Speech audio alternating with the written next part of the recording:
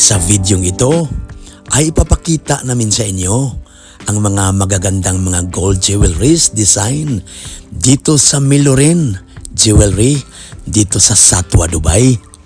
Samahan ninyo kami mga bay para maipakita din namin sa inyo ang kanilang mga magagandang mga jewelries dito at saka siyempre yung latest gold prices dito ngayon.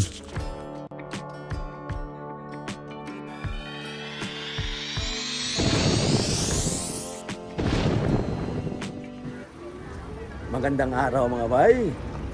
Ngayon ay nandito tayo sa Satwa area kasi titingin tayo ng mga gold mga bay. Pero pag mayroon tayong magugustuhan, siyempre bibilhin natin. Samahan ninyo kami mga bay para maipakita ko rin sa inyo yung mga magagandang mga designs dito. Kasi ang Satwa mga bay ay isa din po ito sa mga maraming mga gold shops dito sa Dubai. Tara, let's go!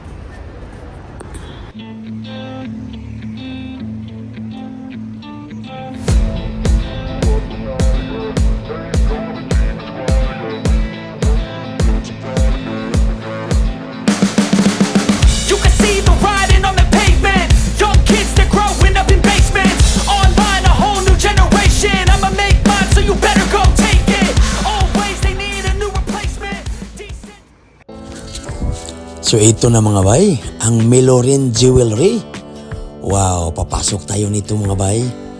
Para makita natin ba yung mga magagandang mga gold jewelries sa loob. So ito na mga bay, pagkapasok natin dito ay bubungad natin dito yung ang daming mga display nila mga bay, yung mga necklace, may panlalaki, mayroon ding pambabae. Dito mga bay nakasabit lang iba't ibang designs mga bay. Ang dami. Wow. Tingnan ninyo mga bay So ito na mga bay sa loob Tsaka ito pa, mayroon pang relo mga bay Yan, mayroon ding mga white gold mga bay with diamonds Ito pa ang dami nila mga display dito mga bay. To Wow. Ang ganda nito mga bay May mga rings with diamonds mga bay Yan. Mayroon pang malalaking mga necklace. Yan mga bay Medyo blinking lang mga bay kasi sa ilaw siguro to ba. Ito pa mga bay yung mga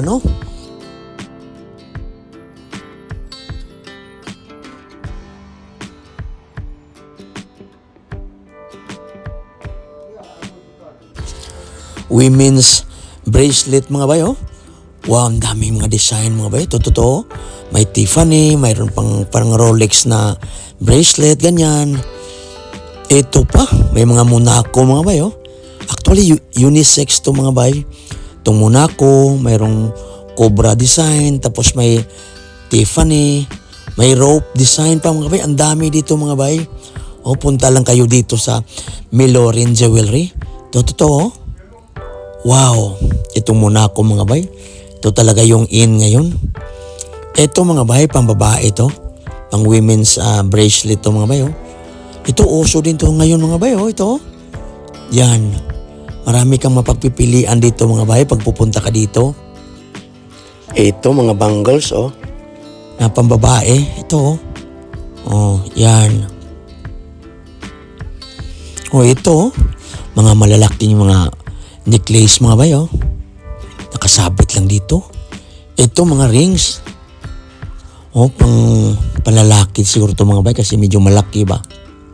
Yung iba naman dito unisex, may mga wedding rings din sila dito mga bay Ito, yan. Ito pang malakasan. Panlalaki to mga bay. Ito. Yan, ang dami nilang mga designs dito Yan.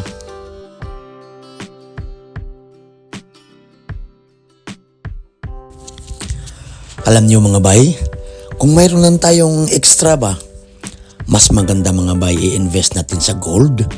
Kasi personal experience ko talaga.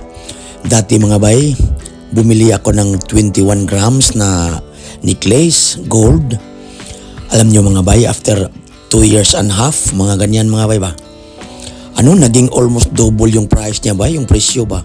Kaya para sa akin mga bay, personal experience ko talaga, mas maganda i-invest yung pera natin sa gold. Kasi kung sa bangko natin deposit yung pera natin, ngayon ay mayroon na daw na 20% na deduction. Kaya yun, para sa akin ulitin ko, mas maganda mga bay, sa gold natin i-invest. Kasi nasa kamay natin yung ating investment. Tapos minsan pag mayroon tayong emergency na kailangan gamitan ng pera, wala namang problema mga bay. Pwede nating isanla yung gold natin. Kaya yun, magagamit rin natin agad. So, ito na mga bay, yung mga updated na mga gold prices natin ngayon dito.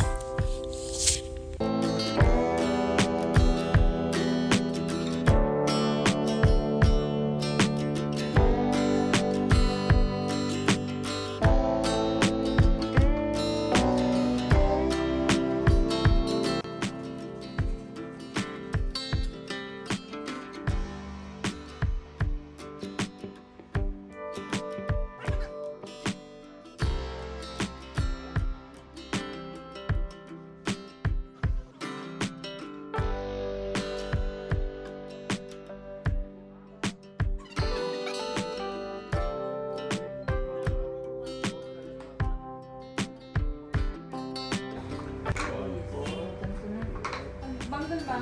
Ay, ito ano ko. Hindi yung ano yung kahit yung banggal pag Sister, already you too much. ay, ano po yan sa ano namin, sa Google namin, please.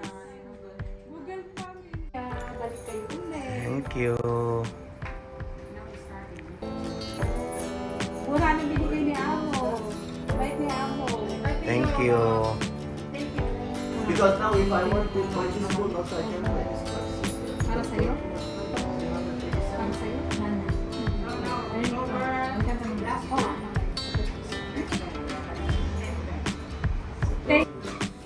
Wow. Noemi.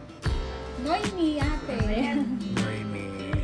Thanks, Ma'am Noemi. Thank you so much po. Balik kayo dito ulit. Okay. Mga bay, hanggang dito lang po muna ang ating vlog ngayon.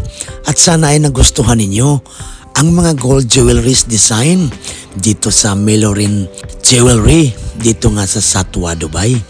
At wag bago ka pa lang sa channel namin, please don't forget to like and subscribe. Keep safe mga bay, and God bless everyone. See you mga bay.